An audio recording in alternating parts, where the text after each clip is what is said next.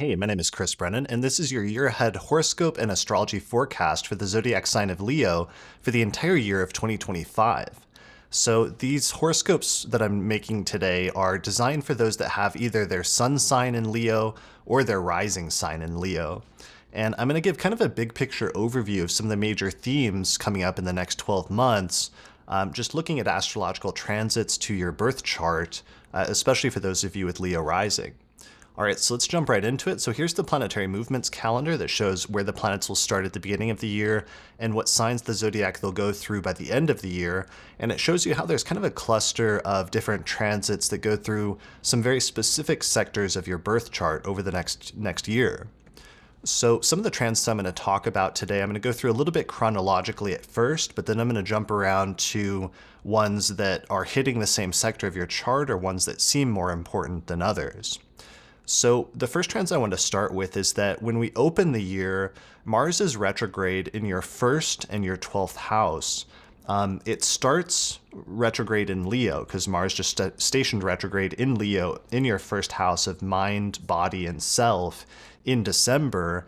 And then in early January, it retrogrades and moves back into your 12th house of people that you don't get along with and sometimes self-undoing and other themes like that. So what this means for you is that since Mars just went retrograde in your first house, sometimes that can be a more irritable period in which you're more easily angered or getting into conflicts, or sometimes there can be bodily or physical health issues that come up. And this is happening in December and just the first couple of days of January. But then very quickly, Mars shifts into your 12th house. And with Mars going retrograde in your 12th house, usually this is a period where if there's people that we don't get along with in our life, there's a greater chance of conflict and having, just disagreements with those people at this point in time. And sometimes that becoming a bigger conflict or having greater tensions in that area compared to other times in our life. So this is basically going to be in effect for the first 4 months of the year because it's a retrograde, so it's an extended transit in that part of your chart. It's not going to be completely intense for the entirety of that. Like, for example, the exact station or other exact transits that you may have, depending on what your birth chart is and where the planets are located, are going to indicate some of the most intense parts of that transit. But broadly speaking, it's just something that's kind of there in the background for the first 4 months of the year. So one of the things that you might want to do is just be careful in terms of getting into conflicts with people that you don't agree with, or even with people that you consider to be enemies in your life, because sometimes what seems like a little conflict at first, or if you initiate a conflict with somebody in the heat of the moment, or not thinking that it'll be a big deal if you say something, brash or impulsive, you may find out that it could snowball and turn into a bigger conflict than you actually intend or than you were actually anticipating at the time. Sometimes, since it's a retrograde, it can bring people back from the past. So this may have to do with somebody from your past coming back that you have to deal with, or who's irritating, or that you may have to have a confrontation with. So that's the tricky news. The good news, though, is Jupiter is actually going to move into this same sector of your chart in the entire second half of the year when Jupiter moves into the sign of Cancer. So Jupiter's going to come in and basically sweep up some of the dust and whatever tensions arose in the first 4 months of the year. From June onwards, Jupiter is going to come in and start bringing you some benefits in that area of your life and start smoothing things over. So if you did run into any issues with like enemies or people that you don't get along with at the beginning of the year, then by the second half of the year, things are starting to be on the mend and things are starting to clean up a bit. And you may actually start experiencing some benefits as a result of people that you don't get along with, or as a result of enemies or other people in that general area. So that's actually very good news and very positive in the second half of the year. So let's move on to other stuff. So the next thing I want to talk about is the eclipses are shifting into your second and eighth house axis, which is the financial sector of your chart. So eclipses, my keyword for them is that they always represent major beginnings and major endings in the area of the life that they're falling, area of the chart that they fall. And for you, this means major beginnings and major endings when it comes to your finances and personal possessions, as well as the role that other people's money or other people's finances play in your life at the same time. And what eclipses will do when this is happening on this axis is they will show how those two areas are actually interlinked in your life in some way, so that your personal finances may be tied in with somebody else's finances in some way that's significant, and one may impact the other.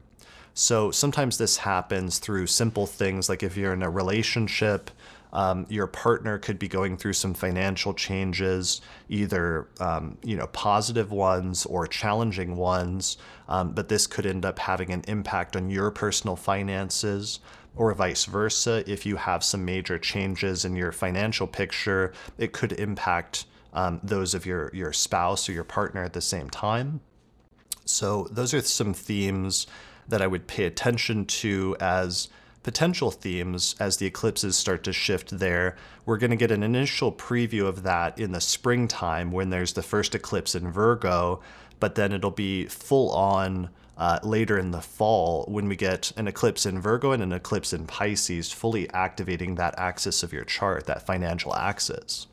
So that'll be interesting to pay attention to. The next thing is that the planets Saturn and Neptune have been transiting through your 8th house for the past while now, for Neptune for like 10 years and Saturn for the past 2 years, since early 2023. And Saturn especially was probably bringing some a period of greater challenges when it comes to shared resources in your life, or the partner's finances, or the role of other people's money in your life in general. And with Saturn starting to depart from that house, you're going to have a feeling of somewhat, not entirely temporary, but a period of relief from that as Saturn departs from the 8th house and moves into your 9th house. Similarly, with Neptune departing from your 8th house, there may have been some nebulousness or lack of clarity with respect to the role that other people's finances plays in your life for the past several years. That's become especially prominent in the past year or two, but that transit also is going to temporarily end when Saturn goes into Aries in the spring of this year for most of the middle part of 2025. So Saturn and Neptune, when they depart from your 8th house, they're going to remove some of those challenges, and then they're going to move into your 9th house, which represents your beliefs, which includes like religion and philosophy. So the 9th house also represents travel, education, foreign people in foreign countries. But I primarily look at the 9th house as the house that has to do with beliefs. And with Saturn moving into your 9th house at the same time as Neptune, that's probably going to bring up some challenges and some restructuring when it comes to your beliefs and your outlook on the world in general, where on the one hand, Saturn is going to be pulling you in one direction, where it's going to ask you to look at things really realistically, almost to the point of pessimism, whereas Neptune is going to be pulling you in the opposite direction of trying to push you to look at things very idealistically, but almost to the point of, not being realistic at all about what the situation actually is in reality. And this is going to be a tension for you that's going to start this year, especially during the middle part of 2025, when Saturn and Neptune are both transiting early Aries, before they retrograde back out at the end of the year and go back into Pisces and back into your 8th for a little bit. But I think it's going to be really important to start paying attention to any changes in your belief system or your political philosophy, or just education and learning in general in your life at this time, because this is going to give you a preview of some longer term themes that are going to play out for, in the case of Saturn, for the next 3 years, because it's a 3-year long transit through your 9th house. And for the case of Neptune, it's going to be closer to a decade long transit through that house in your chart. So you want to try to do what you can to find balance and equilibrium when it comes to those things as much as possible. So going along with this transit, we're going to see the last eclipse taking place in your ninth house in Aries in the springtime around the March-April timeframe. And right around the same time, we have Venus going retrograde in your ninth house and going back into your eighth house.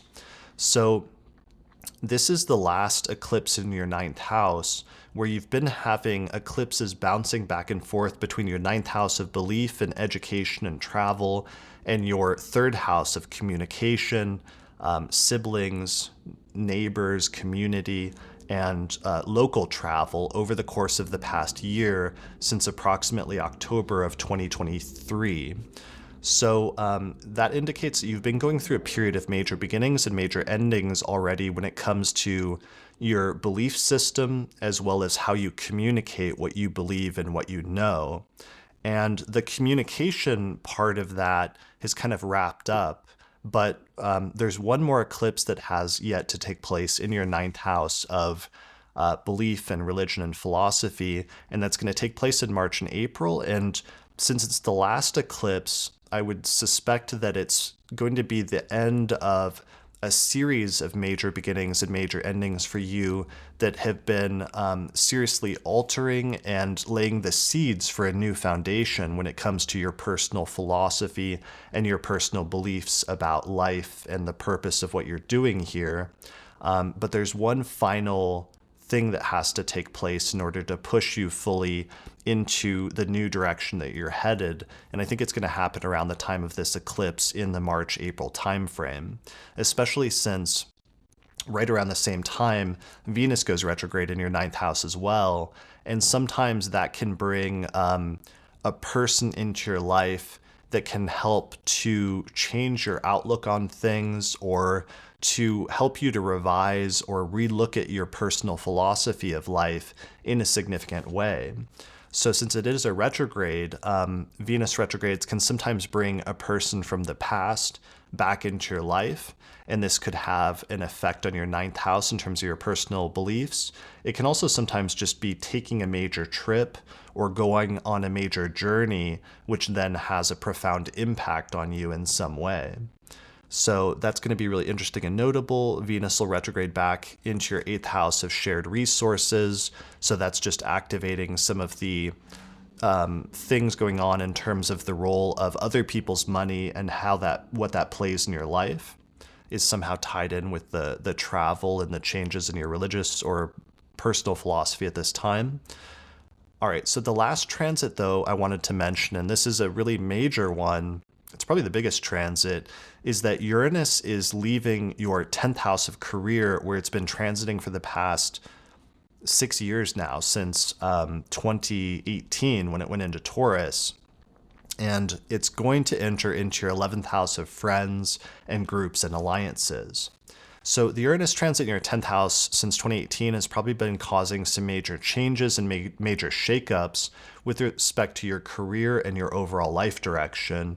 And there's probably been some unexpected twists and turns that have coincided with that transit over the past 6 or 7 years.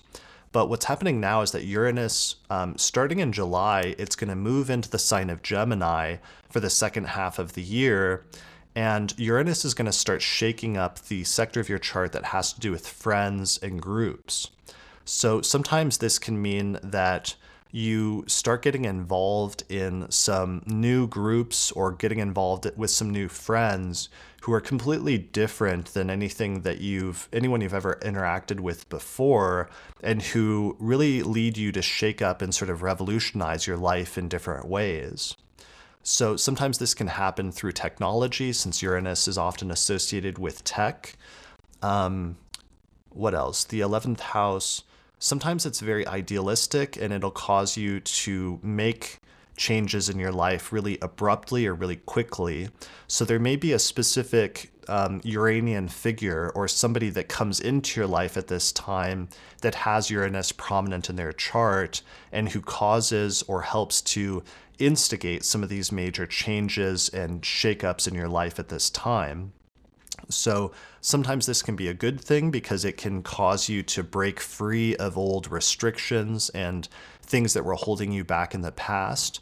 which sometimes can be old friendships that have kind of outlived their life cycle or that have reached the end of their time. And sometimes you can suddenly want to break free of those and just go independently in a completely different direction. But it's going to be important to start paying attention to what happens in the area of friends and groups starting in the second half of 2025, because this is actually going to be a preview, just the very first initial preview of a longer 7-year transit of Uranus through that sign that's going to completely shake up that area of your life over the course of the rest of this decade and the early part of the next decade. So pay attention to if there's any major changes that start happening starting in July when it comes to your friends, because that, if there is, that could be a preview of some significant stuff that's going to play a larger role in your life over the course of the next 7 years. But most of the time, that's a perfectly positive transit, even though it can be kind of disruptive and there can be unexpected things that come out of left field. Normally, the end result of it is pushing you in a direction that's new and innovative in your life that you might not have gone otherwise. And ultimately, that's usually for the best. All right, so I think that's the last major transit I wanted to talk about for 2025, and those are your transits for next year. So if you're looking for this is more of a broad overview report of the major transits for you next year. I also recently released my 2025 electional astrology report, where I go through and I identify the best dates in 2025, which you can use in order to take major actions or to start new ventures, like starting a business or getting married or going on a major trip. So that's all available in that report, and I'm actually doing a 20% off sale right now until the first week of January, where you can get it for a huge discount as part of my launch sale. So you can find out more information about that at theastrologypodcast.com/2025 report. All right, that's it for this forecast. So good luck in 2025, and I'll see you again next year. I just released my 2025 astrology calendar posters, which show all of the major astrological transits this year at a glance, and you can get those at theastrologypodcast.com/merch. If you want to learn more about my approach to astrology, then I teach an online course in ancient astrology called the Hellenistic Astrology Course, which has hundreds of hours of video lectures where I teach people how to read birth charts and how to understand and predict the future using transits and other timing techniques. So you can find out more information at theastrologyschool.com. Also, shout out to our sponsor for this episode, which is the Northwest Astrology Conference, which is happening in May of 2025 in Seattle, Washington, and it's being simultaneously streamed online at the same time. So you can find out more information at norwac.net. Finally, thanks to the patrons that helped to support the production of this episode of the Astrology Podcast through my page on Patreon. You can get early access to new episodes plus other bonus content by becoming a patron at patreon.com/astrologypodcast.